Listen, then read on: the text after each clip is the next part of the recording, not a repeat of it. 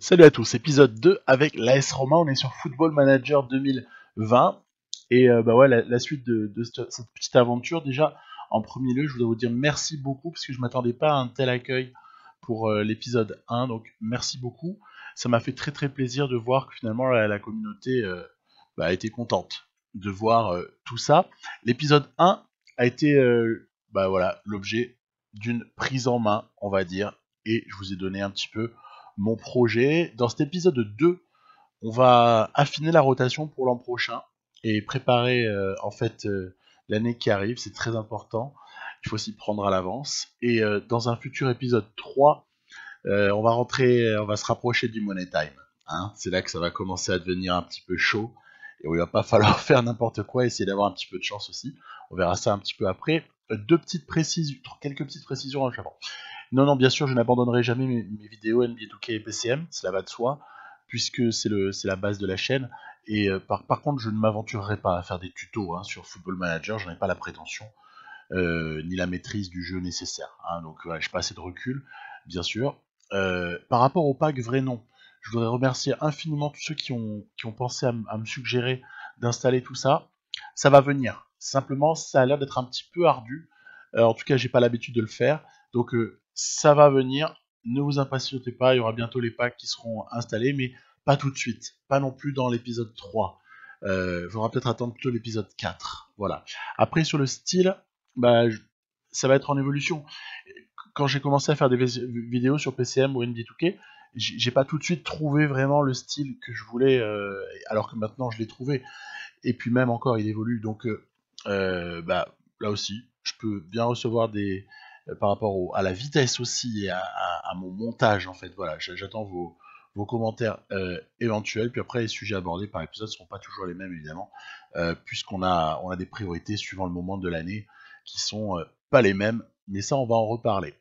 La satisfaction est pas folichonne du côté des dirigeants en ce début de partie. On va aborder comme ça novembre, je dirais avec bon, on n'a pas encore fait nos preuves. Voilà, on n'a pas encore fait nos preuves.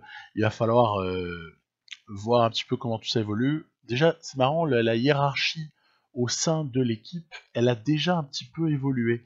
Et elle va continuer à le faire.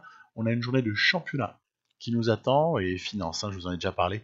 Les finances, elles vont se détériorer, mais à la vitesse grand V, on perd trop d'argent chaque mois, et je ne peux rien y faire pour le moment, et ça va nous handicaper assez considérablement. Allez, réception de la SAMP pour ce premier match dans cet épisode 2. Euh, ben, c'est pas une équipe qu'on doit craindre non plus outre mesure. Hein. Je dirais à Sampdoria, il y a déjà eu ouverture du score, déjà on a doublé la mise. Voilà, donc première mi-temps qui permet déjà de prendre le large d'une certaine manière. Donc, ok, on se frotte les mains et on aura eu droit dans ce match-là à notamment Zaniolo qui marque un magnifique but. Ok, très très bien, très très bien. Ensuite, on est toujours positionné derrière la Juve. Moi, c'est tout ce qui compte pour moi à ce stade-là. C'est d'être top 3. Tant qu'on est top 3, elle est vilaine cette blessure. Hein. Vilaine blessure de Pellegrini. Elle tombe mal parce que le garçon est précieux, quoi. Voilà, on perd Pellegrini pendant un petit temps. Après, on peut voir ça aussi comme du positif. C'est l'occasion de donner plus de temps de jeu au petit Amadou Diawara, qui est plus qu'intéressant. Hein. J'ai pas encore trop impliqué Verretou dans la rotation en ce début d'année. En tout cas, il ne joue pas autant que ce qu'on pourrait. J'ai préféré bien privilégier Pellegrini, Cristante ainsi que Diawara dans un troisième plan. Et là, écoutez, ça va être du Cristante Diawara majoritaire. Pourquoi est-ce que j'insiste sur ça? C'est parce qu'en fait, le milieu de terrain, pour moi, c'est vraiment hyper important dans ce système-là. Vous allez me dire quel poste n'est pas important, bien évidemment. Mais milieu de terrain, vraiment fondamental. On sait, on s'est un petit peu mangé la feuille en fin de match du côté du Sparta Prague. On a perdu quelques joueurs, Fazio, Perotti. Après, le 2-2 me va, dans le sens où ça permet quand même de, on va dire, allez, voilà, de garder la première place en ligne de mire dans le groupe, quoi. Voilà, tout ce qui compte pour moi, c'est de terminer premier de ce groupe, et le 2-2 ne nous empêche pas, en tout cas, de l'entrevoir. Match délicat. Match délicat du côté du Milan. Et là, je croise les doigts. On n'a pas Pellegrini, donc. Après, bon, pour le reste, on a notre équipe, mais ouverture du score de la Roma assez tôt dans le match, peut-être même un petit peu trop tôt. Donc on mène 1-0. Voilà, et on va prendre ce carton rouge. C'est Diawara, hein, qui a pris un deuxième jaune. Et c'est vrai que ça fait hyper mal. Ça fait hyper mal parce que à ce stade-là, ah, mène 1-0, tu te prends un carton rouge dès la première mi-temps. Dans Football Manager, en général, ça se paye cash. Donc on a tenu jusqu'à la mi-temps.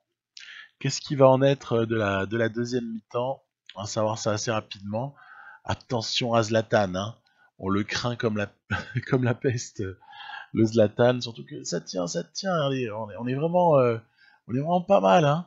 On est vraiment pas mal. Il va y avoir une égalisation et en toute fin de match, le but du 2-1 pour Milan. Donc ça fait un petit peu mal, voilà, ce but ici qui arrive consécutivement à un corner. Ah là là là là, qu'est-ce que ça fait mal.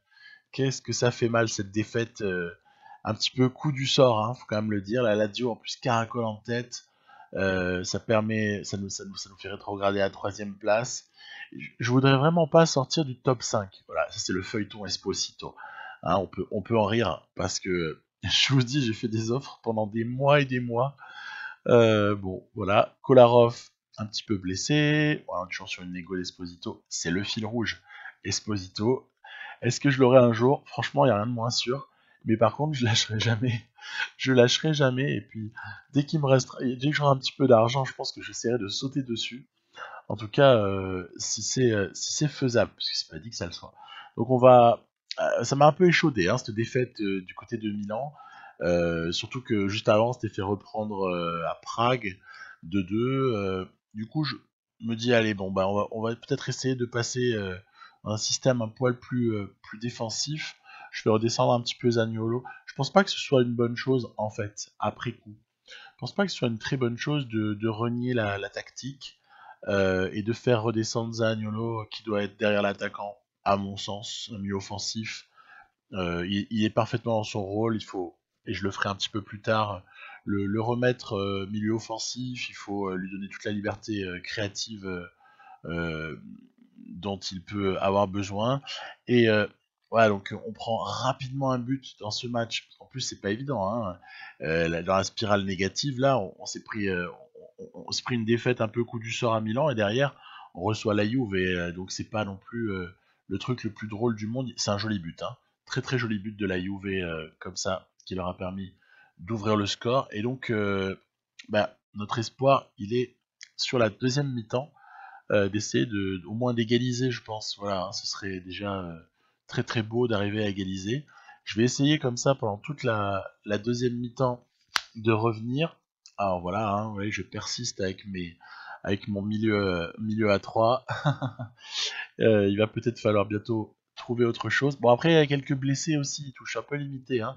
C'est un peu un mauvais moment du calendrier.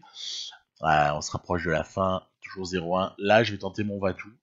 Peut-être un peu tard, peut-être pas. On va voir ça de suite. On va tenter le Vatou et bah ouais, voilà. C'est le break, c'est le but du break signé Cristiano Ronaldo sur une contre-attaque. On va avoir de suite là, voilà. Et ben oui, forcément, on était passé en mode ultra offensif. Du coup derrière c'est du 2 contre 2. Ronaldo vient placer un plat du pied du gauche et bam, ras du poteau.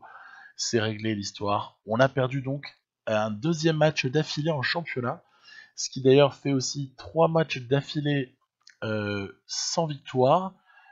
Allez, je vous rassure, ce sera pas tout le temps comme ça, mais là c'est une très très mauvaise période, hein. Très très mauvaise période, peut-être l'occasion de se refaire la cerise du côté de Lugano en Ligue Europa, donc on va essayer de le faire. Donc voilà, on revoit un petit peu le récap de ce match contre la Juve. Et du coup, ça nous fait descendre au 4e rang au classement, ne me plaît pas beaucoup, et même 5e après le match en retard de Milan qui s'est imposé. Donc délicat, hein. Délicat. Bon, les finances, on le sait, elles s'amélioreront pas tout de suite, hein, il va falloir du temps, hein. Je pense que pour améliorer les finances, c'est assez simple. Si je ne veux pas me défaire de certains joueurs qui peuvent avoir une grosse valeur marchande et donc affaiblir mon équipe dans l'immédiat, ce qui n'est pas vraiment souhaitable, il va falloir, on s'est imposé, hein, du côté de Lugano, hein, on s'est imposé fort heureusement. Il va falloir tout simplement essayer d'obtenir une qualif en Ligue des Champions, hein, c'est le nerf de la guerre en foot pour ce niveau d'équipe, hein. Vous voyez, on n'est pas si mal que ça, hein, en Europa League, hein. On doit pouvoir éventuellement sortir premier, hein. C'est encore largement dans les cordes. Et donc, ouais, essayer d'obtenir ce qualif pour la Ligue des Champions, je vois que ça, moi, hein. Alors qu'on voit le planning du mois de décembre, je vois que ça. Kluivert qui progresse, ben voilà, ça c'est ce qu'on a envie de voir. Justin Kluivert, qui, allez, mini spoil, va être élu joueur du mois de décembre, tellement il va performer. On va avoir une meilleure période là, hein. On va avoir une meilleure période. D'ailleurs, mon évaluation par le comité dirigeant elle est vraiment bof bof quoi, C+. Dynamique du groupe, ok. Ça, je fais le point tous les mois en fait. À chaque fois, je mets l'évaluation des 3 screens, c'est-à-dire les finances, c'est-à-dire l'opinion des dirigeants et la hiérarchie au sein du groupe. Je trouve que c'est bien, le jeu le donne tout le temps. Allez, un match du côté de Brescia. Brescia, c'est le club de Tonali qui pourrait m'intéresser, ce milieu, on va dire, axial, hein, au sens large, pourrait m'intéresser dans son profil. Malheureusement, j'ai un petit peu enquêté, et Tonali, c'est un petit peu trop cher pour nous. En tout cas, beaucoup de choses sont trop chères aussi à ce stade-là, faut le dire pour la Roma, mais bon, délicat, mais je le garde quand même, on sait jamais, sous surveillance. Donc là, on va profiter de ce qu'on mène 1-0 pour peut-être faire un petit peu tourner. Voilà, il y a des joueurs fatigués. On est sur des enchaînements de matchs. Je veux aussi préserver certains. Donc, surtout en l'absence de Pellegrini, je suis obligé de tout faire jouer à Cristante. Du coup, c'est peut-être le moment de voilà, hein, opérer des petits changements pour permettre à d'autres d'avoir plus de temps de jeu. On s'est fait égaliser à Brescia, hein, c'est assez terrible, hein. On s'est fait égaliser et on ne gagne pas du côté de Brescia qui a égalisé sur ce but dans les 10 dernières minutes. Oh là là, on est fautif dans l'axe et à gauche. Il y a Kolarov qui s'est fait prendre dans son dos et derrière Smalling n'a pas compensé. Bref, la mauvaise passe continue du côté de la Roma. Embêtant. Allez, il va falloir essayer de se reprendre. Il y a des rumeurs autour de Juan Jesus. Le joueur m'intéresse dans l'absolu, mais j'ai déjà des gens qui sont bons à ce poste-là, et je me dis que si on pouvait libérer son salaire, ce serait peut-être pas forcément mauvais. Et c'est comme ça que je vais aller me décider à me défaire de Juan Jesus. C'est pas un joueur fondamental de la rotation, même s'il a une certaine polyvalence, gauche-centre, mais j'ai d'autres options. Donc à partir de là, je peux le laisser partir. On va privilégier la piste de Flamengo, puisque c'est le souhait du joueur, hein. J'ai refusé les autres offres, tout comme je refuse ici une offre des Émirats. Donc Juan Jesus va être envoyé du côté du Brésil à Flamengo, et donc la Roma toujours 5ème, mais on va me dire avec des matchs nuls, on risque pas d'avancer bien vite. Avec des matchs nuls et des défaites. Donc voilà. La Lazio battue. Tiens, ça c'est peut-être une bonne chose pour nous, dans l'optique où on voudrait un petit peu remonter la pente. Match du côté de Parma. Alors, club de cœur, hein, pour moi, Parma. C'est vrai que j'ai tellement ça parlera à certains. Si je vous dis Buffon, Cannavaro, Thuram, vous allez me dire, mais c'est la Juve, ça. Non, en fait, c'était Parme à une époque, hein. Les supporters de l'OM s'en souviennent. Il y a une finale de Ligue Europe, enfin, ça s'appelait la Coupe de l'UEFA à l'époque, avec Hernan Crespo notamment et tout ça.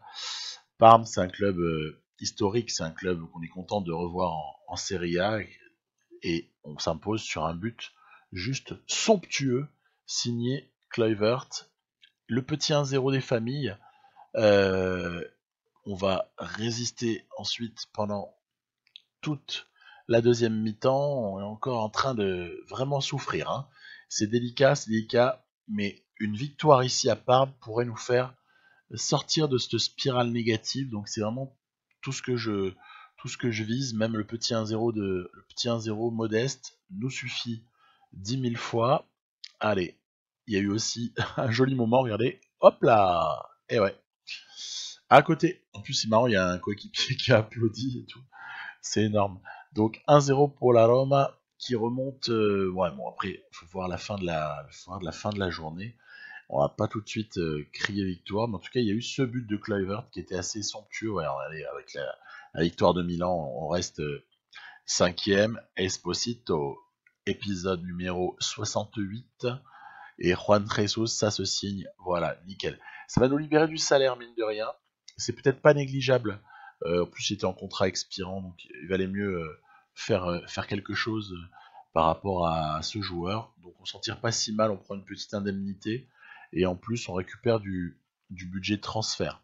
Après, ça se voit pas immédiatement dans les finances. Vous avez vu, j'ai même pas le droit de retourner quand je fais la bascule entre budget transfert et budget salaire. Je la fais dans un sens et je n'ai même pas pu la faire dans l'autre parce que le club a déjà les difficultés financières dont je vous ai déjà parlé. Donc très délicat. Ça me dérange pas, hein, d'avoir gaspillé entre guillemets le million 5 parce que je compte pas mettre dans le rouge encore plus le club parce que là on va bientôt rentrer en négatif. Il va y avoir 6 mois excessivement douloureux jusqu'au mois de juin. Et tout ce qu'on peut faire, c'est juste croiser les doigts pour espérer que tout ça s'arrange. Voilà, tout ça s'arrange, mais il va falloir tenir le coup pendant 6 mois encore au moins. En réception de Feyenoord pour s'assurer, en tout cas c'est le souhait, hein, s'assurer la première place du groupe. Le 0-0 nous suffirait, hein. Donc bah oui, je vais bétonner un petit peu sur la toute fin là, voilà, bétonner un peu pour essayer de conserver ces faits, ce 0-0 qui nous offre la première place du groupe. On va pas sortir de manière brillante de ce groupe-là, mais peu importe. On est sorti avec 3 victoires et 3 nuls. C'est pas un bilan exceptionnel, mais on va s'en contenter pour le moment. Surtout qu'il y a eu le retour de Pellegrini et un très bon match. Voilà, ça me va totalement. Le prochain match sera la réception de Bologne. On est toujours un petit peu en souffrance. Et là, justement, parler de Pellegrini. Euh, il y a des clubs qui supervisent Pellegrini, notamment le Bayern est dessus, et il y a une clause à 30 millions, clause libératoire, qui me fait très très peur, ce qui me donne envie de lui faire signer un nouveau contrat sur lequel je vais beaucoup travailler, donc j'ai mis en gros accéléré. On va lui lâcher un énorme salaire, mais en même temps le joueur est très fort, donc il faut aussi accepter de payer les gens à leur valeur. Et je vais rajouter comme ça pas mal de clauses. C'est super sympa d'avoir toutes ces clauses là dans les négociations. Et voilà, si Pellegrini doit partir, cette fois-ci, ce sera contre 80 millions et non pas contre 30. Je pense qu'il y a une différence assez substantielle entre les deux qui devrait décourager pas mal de monde parce que je cherche quand même plutôt à conserver Pellegrini. Donc bah, toujours cinquième, hein. Toujours cinquième, alors qu'on va tirer au sort quel sera notre adversaire au premier tour éliminatoire dans 16e de finale de la Ligue Europa aller-retour. Partisan de Belgrade. Ben, c'est jouable. Partisan de Belgrade, on doit pouvoir le faire. Et tout en faisant toujours de la rotation d'ailleurs sur nos joueurs, hein. Donc a priori, on peut se projeter vers les huitièmes. Après, il faudra voir, le tirage sera intégral à ce moment-là, donc ce sera un peu délicat. Mais allez, on va se projeter sur les huitièmes. Réception de Bologne avant de vendre la peau de l'ours et de se projeter vers le mois de février. On va déjà assurer le championnat, il faut remonter en championnat. Jolie première mi-temps pour nous. Ici, travail de Kluivert et c'est Zaniolo qui balance une reprise de volée plutôt sympa, ma foi. Donc, première mi-temps se solde avec ce 1-0. Voilà.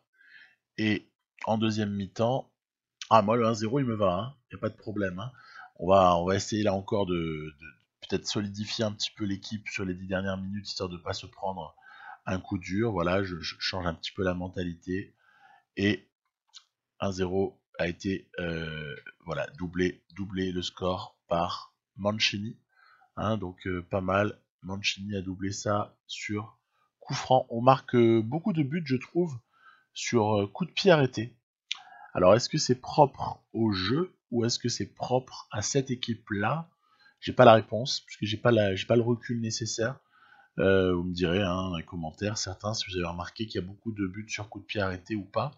Toujours est-il que cette victoire, elle fait vachement de bien, parce qu'elle nous permet de... Et en plus, Pellegrini a accepté sa re-signature, du coup je suis sûr de le conserver un bon moment. Ouais, vous voyez, presque 700 000 par mois. Hein.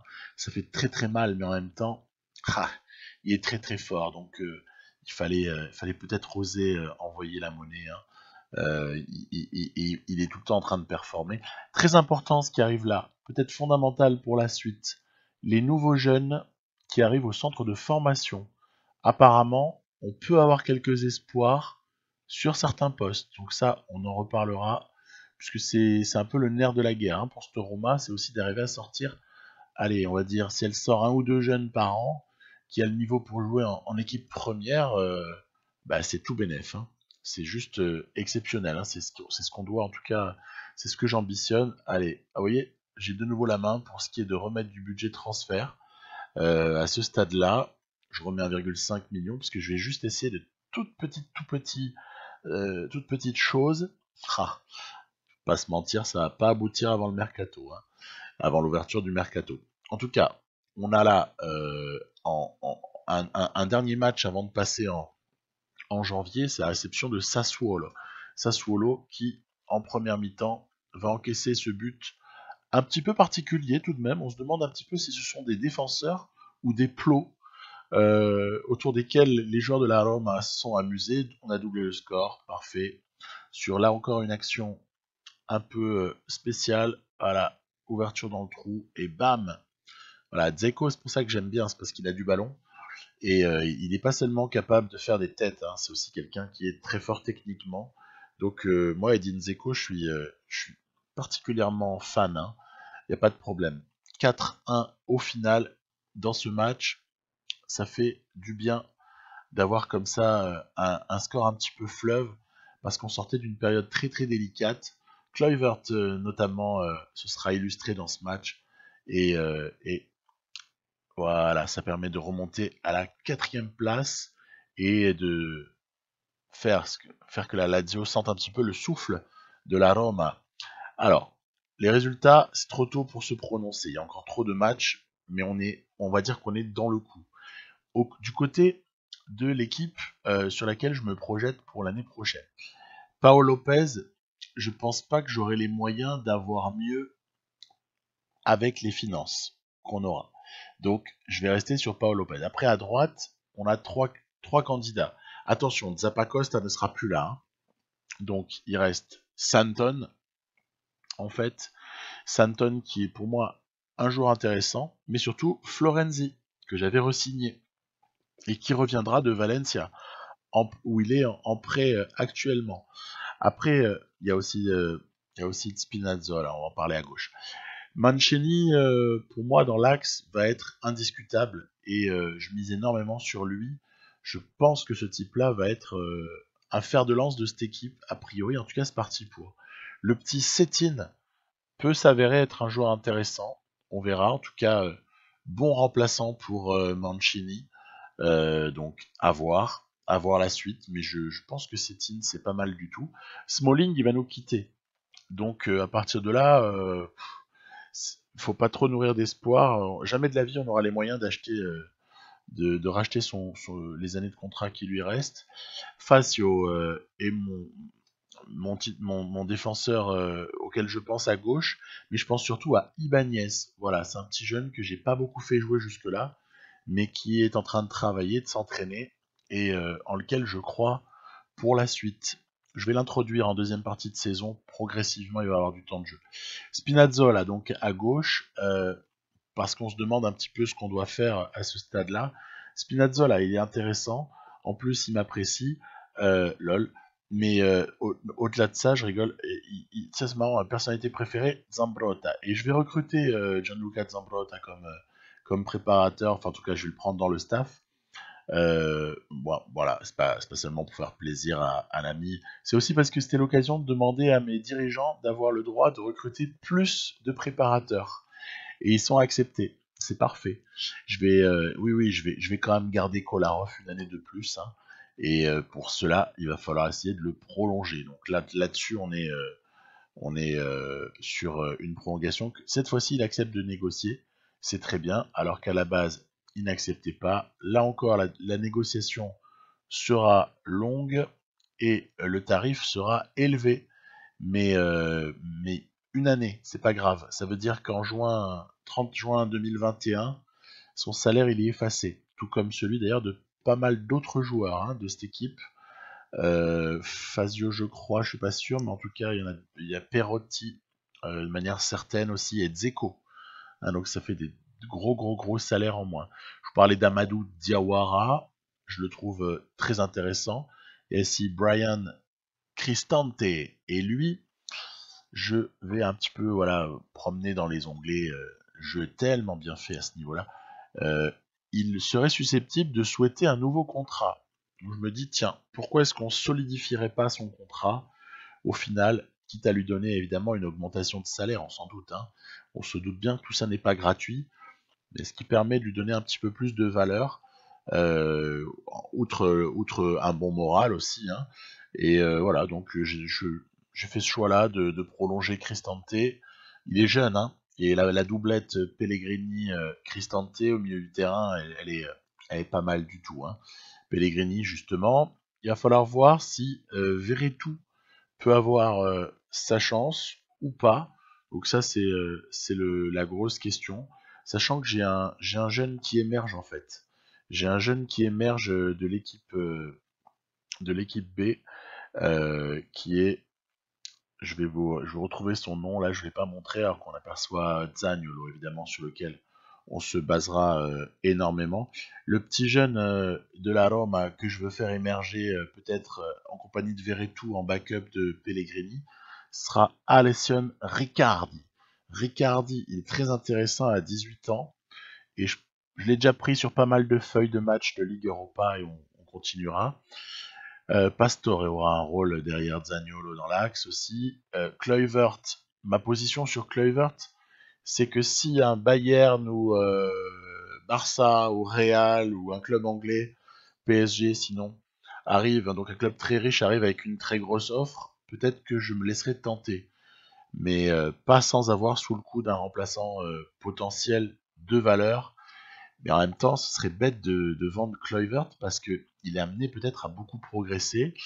Perotti, fin de contrat 2021. Il y a un noyau intéressant dans cette équipe. Fazio, Perotti et Pastore. C'est marrant, il y a un noyau de trois Argentins. Après mon petit Under, le Turc, même position que Kluivert. Peut-être je serais plus enclin à vendre Under que vendre Kluivert quand même, hein. Et donc pour le moment, Dzeko qui occupe le poste d'attaquant central, l'espèce de pivot de cette équipe sur le plan offensif. Après, il y a le petit Chic, hein, qui est prêté par la Roma et qu'on récupérera au 1er juillet 2020, qui fait que ça peut faire un backup, un remplaçant assez convenable pour Dzeko. Donc voilà, on voit donc il y a des petits bruits, hein, sur Pellegrini. Zappacosta, j'ai demandé une information, mais c'est totalement hors de prix. Il y a même pas, on abandonne immédiatement la piste. Et de toute façon, on n'en a pas réellement besoin. Faut pas se mentir non plus. Je fais sans cesse des petits réajustements là de préparation parce que je trouve qu'on est encore pauvre sur certains onglets. C'est des domaines dans lesquels ça va pas. Petit Antonucci, qui est pourquoi pas un joueur, allez, qu'on devrait pouvoir conserver, parce que ça peut être un élément de la rotation s'il progresse. Il y a toujours de l'incertitude de progression sur les jeunes, c'est vachement bien. On ne sait pas exactement où se situe son potentiel exact. Et de ce fait, je me dis que pour la somme engagée, c'est pas mal. C'est pas mal. Kolarov a donc accepté son année de contrat supplémentaire. Et donc voilà, on est pas mal, on est pas mal. Cristante, il a aussi accepté de prolonger à un tarif. C'est pas donné, mais c'est comme ça. Le petit Under, oui, non, mais il est intéressant. Il est intéressant. Il est assez technique en fait. C'est un bon dribbleur. Mais bon, après, pas évident. Pas évident. Je sais pas trop quoi en penser. Après, Zappacosta, quand on fait un petit comparatif là, un petit comparatif Zappacosta, Santon, Spinazzola, on se rend compte que pour le poste d'arrière droit en cette fin de saison, il y a du boulot encore. Je peux pas dire que j'ai réellement mon titulaire. C'est Ça dépend des matchs. Ça dépend des matchs. Il y a une vraie incertitude hein, par rapport à ça. Allez, ça y est, officialisation du transfert de Juan Jesus. Très bien. Et dans le même temps, le petit Antonucci, là, je l'ai prolongé. Ok, c'est très bien. En janvier, il y aura un calendrier relativement allégé où on essaiera de peut-être essayer de bien s'en sortir et de pourquoi pas remonter un peu en championnat. Kluivert, joueur de décembre, je vous l'avais spoilé. Et ça fait bien plaisir, surtout qu'il dédie sa récompense à son entraîneur. Mon Dieu, formidable. Les finances, on en a déjà parlé. Le bilan, allez, on peut mieux faire. Hein. Franchement, on peut mieux faire que ça. J'espère que ce sera le cas par la suite. Et sinon, la hiérarchie de l'équipe, on va y arriver, voilà, qui évolue en permanence et qui va continuer à évoluer. Vous verrez dans l'épisode 3, c'est amusant, ça évolue vraiment de manière significative. Hein. C'est rigolo. C'est le début du mercato, mais c'est la fin de cet épisode.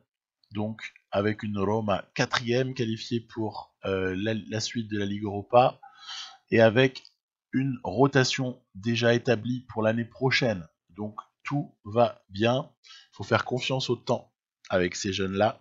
A plus. Bye bye.